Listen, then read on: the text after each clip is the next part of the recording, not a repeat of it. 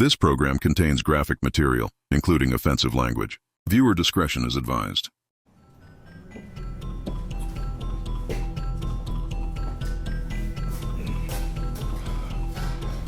What up, though? My name's Shawn, Kurt, D, Wayne, whatever you want to call me. Here to tell my story. 53 years old, telling the story about a robbery attempt. Got shot. I don't know if the nigga was trying to kill me or what, you know what I mean? But the nigga was my mans though, homeboy.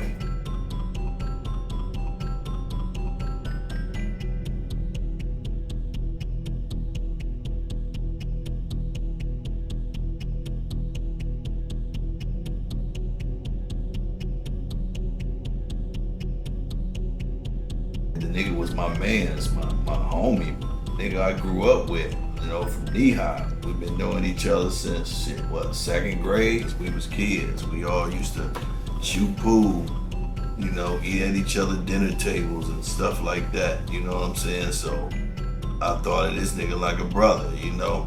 Like I say, you know, when, you know, you get to making that money out there and shit, you know what I'm saying? You become a target. And sometimes you don't even know you become a target, you know what I'm saying?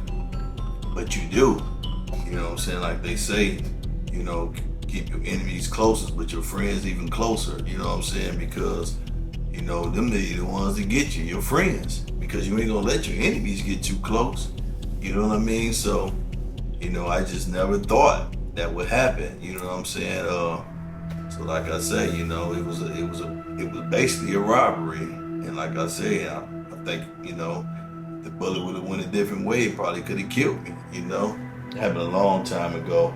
You know, this was when I was out here in the streets, you know, living that life. You know, you live by the gun, sometimes you die by the gun, you know. But, you know, I want the type of dude that results in violence and be out robbing people and trying to take other people's goods. You know, I was an honest type of person, making my money just on the hustle way, you know, out the mud, just getting it, you know. So I was good at it. Other people became jealous, I guess, you know. So anyway, make a long story short, there was one particular day back in like 97, you know, I was with my partner, just me and him. You know, we rolling up the block, you know, going down Chicago in the hood, make a left on this certain street, about to go see a person, had to run in and do something real quick.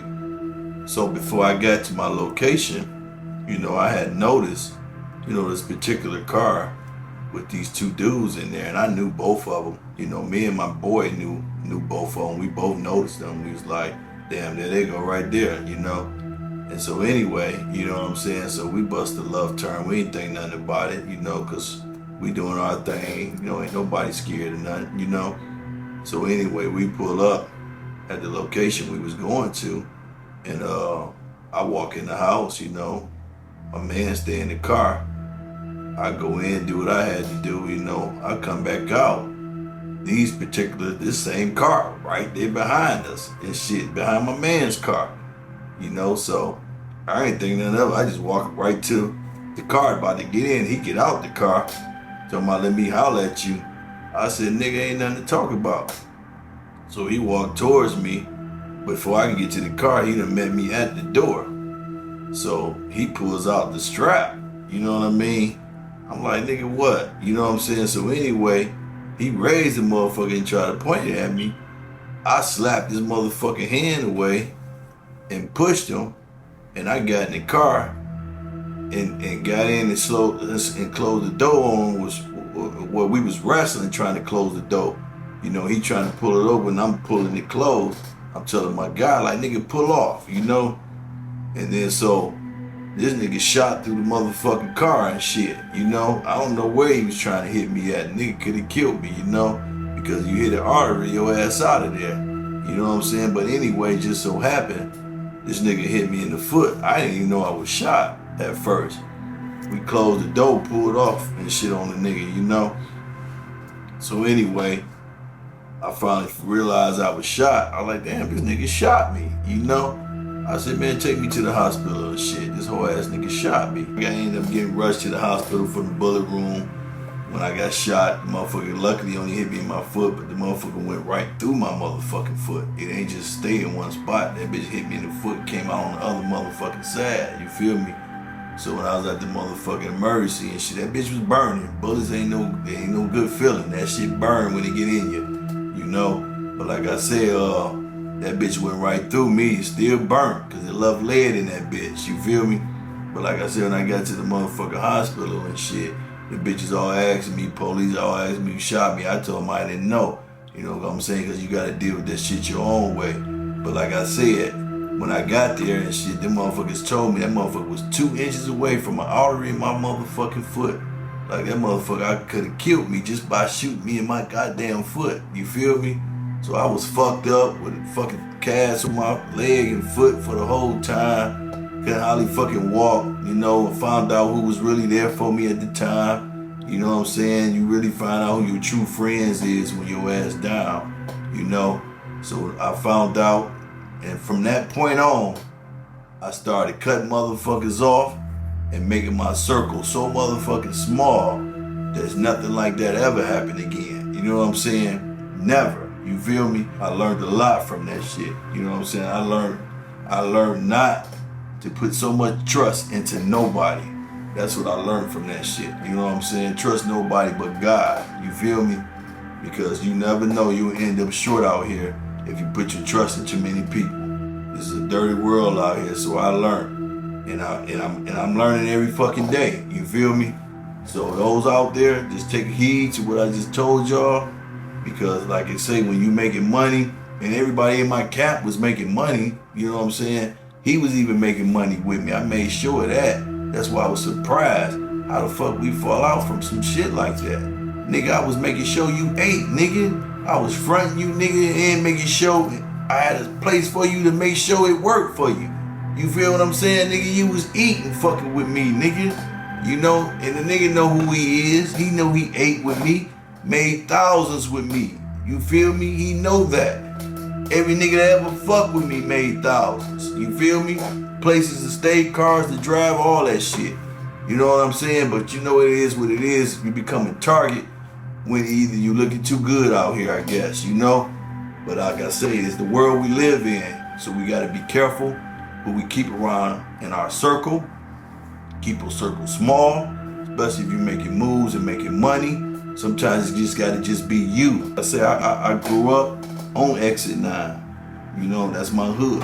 That's what I claim. I went to kindergarten over there. You know what I'm saying? So wherever you went to kindergarten at, especially kindergarten and middle school, that's your hood basically. You know what I'm saying? Because high school, you know, you only got 4 years in that bitch. If you don't act right, they kick you the fuck out, you know? I got kicked out of 2 motherfucking high schools. You know, I had to go back to motherfucking Wayne County Community College and go get my education. Because I couldn't even go back to public schools, you know? I came up the hard way. My dad, you know, was the type of dad that liked to party. You know, he was the type of dad wherever he laid his hat was his home. You feel me? I love him. I respect him. You know what I'm saying? He's not here no more. He died from old, you know, whatever, Alzheimer's, whatever you call that shit. But he's not here with me no more. I love him to death. But he was a party animal. You know, he got hooked on that crack shit when it came out. That shit hit the street in the 80s. Whew, man, that shit was crazy.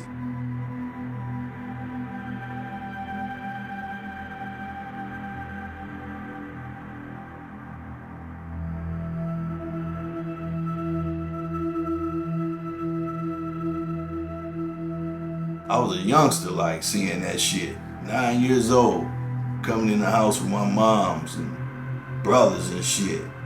You know, my dad got another bitch in the bed and shit. My mama gotta see this type of shit. We gotta see this type of shit. You know what I'm saying? That's my childhood memories. Seeing crack cocaine pipes on the table and shit with alcohol and vodka. That shit was fucked up. At the age of 9, seeing that shit, I'm like, God damn, that made me be like, I ain't never doing no hard ass drugs, seeing that shit. I was like, fuck that shit. You know what up? I gotta be a boss. I know what? I'm gonna be the best drug dealer ever. And that's when I became a drug dealer, I think. I was selling drugs at the age of 13. I mastered that shit. Thinking I was the shit because I'm pocket full of money in every fucking pocket. You know what I'm saying? So motherfucker can tell me shit. But I wasn't selfish. I looked out for my moms, I looked out for my brothers, and I looked out for my circle. The people I let in my circle. You know what I'm saying? But like I said, my name's Shawn. You know, I'm from off exit 9. I got shot before. Could have killed me, but it didn't kill me. You know, I'm here to tell that story, and I'm glad that I am. And I just hope everybody heard what I said, because what I said ain't nothing but the truth. I had no reason to lie about nothing. Ain't nothing in me but the motherfucking truth. You know what I'm saying? I'm 53 years old. God done blessed me to be here 53 fucking years. So I don't know how many more I got left. But as long as I keep my circle real small, I might get a couple more.